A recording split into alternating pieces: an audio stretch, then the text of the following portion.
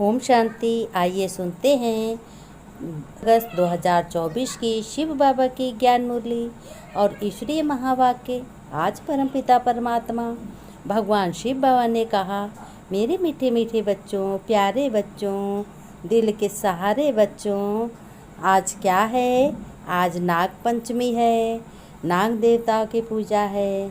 तो बच्चों, तुम्हें भी इस बात की बहुत बहुत बधाई हो। नाग पंचमी की हर एक बच्चों को नाग पंचमी की बहुत बहुत बधाई हो और सबकी मनोकामनाएं पूरी हों। जो भी कर्म करे उस कर्म में सफलता ही सफलता प्राप्त हो। फिर बाबा ने कहा, मेरे मीठे बच्चे, ये ब्रह्मा है सतगुरु की दरबार। इस भक्ति में बच्चों सतगुरु विराजमान है। वही तुम बच्चों की क्या करते हैं? सदगत करते हैं। शिव बाबा ही सतगुरु सदगत करते हैं और सतगुरु की दरबार है। ब्रह्मा है सतगुरु। प्रश्न में बाबा ने कहा, बाप अपने बच्चों को किस गुलामी से छुड़ाने आए हैं? अब सुनो उत्तर में। इस समय बच्चों सभी बच्चे प्रकृति और माया के गुलाम बन गए हैं। बाप अभी इस गुलामी से छुड़ाते हैं। अभी माया और प्रकृति दोनों ही तंग करते हैं। कभी तूफान कभी फैमन है। फिर भगवान ने कहा, तुम ऐसे मालिक बन जाते हो बच्चों, जो सारी तुम्हारी गुलाम रहती है। प्रकृति माया का वार भी नहीं होता। यानी कोई भी माया, कोई भी तकलीफ, कोई भी परेशानी आती है, वो तुम जगत जीत बन जाते हो, सफलता को प्राप्त करते हो। बाबा ने कहा, तुम माया जीत बन जाते हो, क्योंकि माया को तुम दासी बना लेते हो। वो तुम्हारे कब्जे में हो जाती है। कोई भी काम ऐसा नहीं होगा जो तुम्हारा बिगड़े, सारे काम बनेंगे। इसीलिए तुम माया जीत बन जाते हो। तो माया तो तुम गुलामी से छूट जाते हो। फिर भगवान शिव बाबा ने कहा, ओम शांति। मीठे मीठे रूहानी बच्चे समझते हैं कि सुप्रीम बाप भी है, सुप्रीम शिक्षक भी है। वह विश्व के आदि मध्य अंत का राज भी समझाते हैं। कहते हैं फिर सुप्रीम गुरु भी है। तो यह हो गया सतगुरु। कैसा हो गया? सुप्रीम गुरु हो गया। भगवान गुरु भी है। फिर शिव बाबा ने कहा आदि मध्यांत का राज समझाते हैं। फिर सुप्रीम गुरु भी है। तो यह हो गई सतगुरु की दरबार होती है बच्चों, है ना। भगवान की दरबार, गुरु की दरबार वह है, सिर्फ गुरु की। सतगुरु है नहीं। श्री श्री 108 कहलाएंगे। सतगुरु लिखा हुआ है। भगवान ने, शिव बाबा ने कहा, मेरे मीठे बच्चों, प्यारे बच्चों, तुम्हें सत्य गुरु मिला है। भगवान के अलावा, ईश्वर के अलावा कोई सत्य नहीं हो सकता। फिर टीचर, फिर सतगुरु ही सदगत देते हैं। भगवान ही सदगत देते हैं। सतयुग त्रेता में तो फिर गुरु होते नहीं, क्योंकि सब सदगत में हैं। यह सतगुरु मिला है बच्चों, मिलता है तो बाकी सब क्या होती है, सब भी परेशानी दूर हो जाती हैं और भगवान सबका कल्याण करते हैं। कहते हैं गुरुओं का नाम खलास हो जाता है। फिर भगवान ने कहा, बच्चों सुप्रीम हुआ सब गुरुओं का गुरु। जैसे पतियों का पति कहते हैं ना, सबसे ऊंच होने के कारण ऐसे कहते हैं कि तुम बच्चे सुप्रीम बाप के पास बैठे हो। किस लिए? सुप्रीम बाप एक भगवान है, उसके अलावा कोई देहधारी मनुष्य नहीं है। और यह वर्षा है नई दुनिया अमरलोक के लिए। तुम अमरलोक हो जाते, तुम अमर बन जाते हो। बाबा ने कहा कि उनको झट गंगा पर ले जाते थे, वहाँ पानी में डाल हरी हरी बोलते थे, प्राण निकाल देते थे। चढ़ाई उतराई का पूरा ज्ञान है। नंबरवार पुरुषार्थ अनुसार होता है। जैसा कर्म किया जाता है वैसे ही फल मिलता है।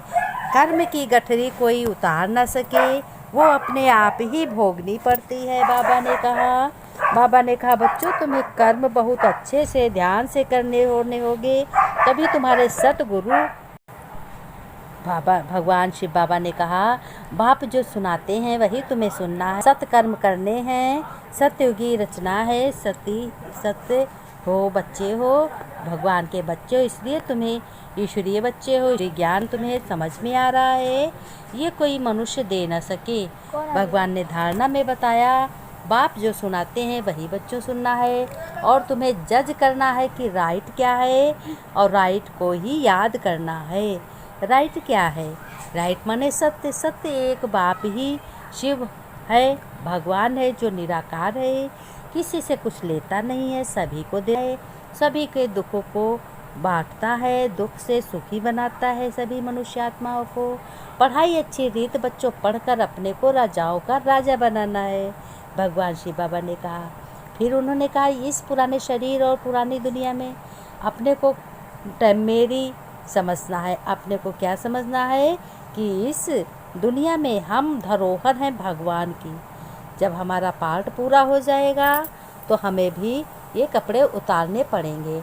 भगवान ने वरदान में बताया कि एकाग्रता की शक्ति से परवश स्थिति को परिवर्तन करने वाले अधिकारी आत्मा भव, यानी हर परिवर्तन को तुम्हारा परिवर्तन करने के लिए तुम्हारा अधिकार है बच्चों। विस्तार में भगवान ने कहा, बच्चों ध्यान से सुनो। एक एक वरदान बहुत ही कीमती है, जिसके लिए अन्य आत्माएं साधु सन्यासी इधर उधर भटकते हैं। कहते हैं ब्रह्मा अर्थात अधिकारी आत्मा कभी किसी के परवश नहीं हो सकती, अपने कमज़ोर स्वभाव संस्कार के वश भी नहीं, क्योंकि स्वभाव अर्थात स्व प्रति और सर्व के प्रति आत्मिक भाव है, तो कमज़ोर स्वभाव के वश नहीं होना है और नहीं हो सकते। और अनादि संस्कारों की तुम्हें याद से कमज़ोर संस्कार भी सहज परिवर्तन हो जाते हैं। एकाग्रता की शक्ति परवश स्थिति को बच्चों परिवर्तन कर मालिकपन की स्थिति की सीट पर सेट कर देती है। स्लोगन में बाबा ने कहा, बच्चों क्रोध ज्ञानी तू आत्मा के लिए महाशत्रु है। क्रोध सबसे बड़ा महाशत्रु है। क्रोध अपने आप को जलता है और दूसरा व्यक्ति भी जल जाता है। इसलिए क्रोध एक अग्नि ऐसी है बच्चों, जिसे स्वप्न में भी तुम उसकी अभिलाषा ना करो कि क्रोध की तुम क्या सोचो। क्रोध बहुत अच्छा है, उसकी प्रशंसा नहीं करनी है। जब प्रशंसा नहीं करोगे तो क्रोध तुम्हारे पास आए। किसी चीज़ की, किसी व्यक्ति की तुम प्रशंसा करोगे तो वो बार बार तुम्हारे करीब आएगा। इसलिए क्रोध को मुक्त बनना है, क्रोध नहीं करना है।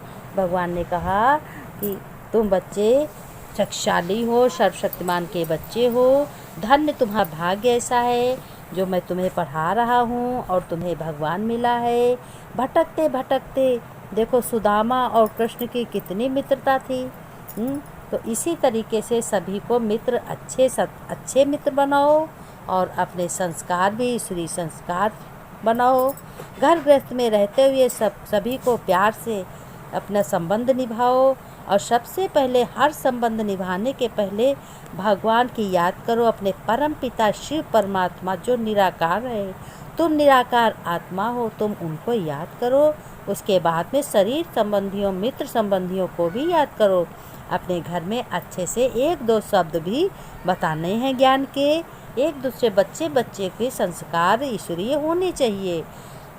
संस्कार से ही मालूम हो जाता है ये बच्चा किस घराने का है। भगवान ने नमस्ते की। हम मीठे मीठे सिक्के लगे बच्चों को, हम अपनी बच्चों की रूहानी बाप दादा की याद प्यार नमस्ते नमस्ते। गुड मॉर्निंग बच्चों ने नमस्ते की। हम रूहानी बच्चों की रूहानी बाप दादा को याद प्यार नमस्ते नमस्ते। गुड मॉर्निंग शिव बाबा। ओम शांति।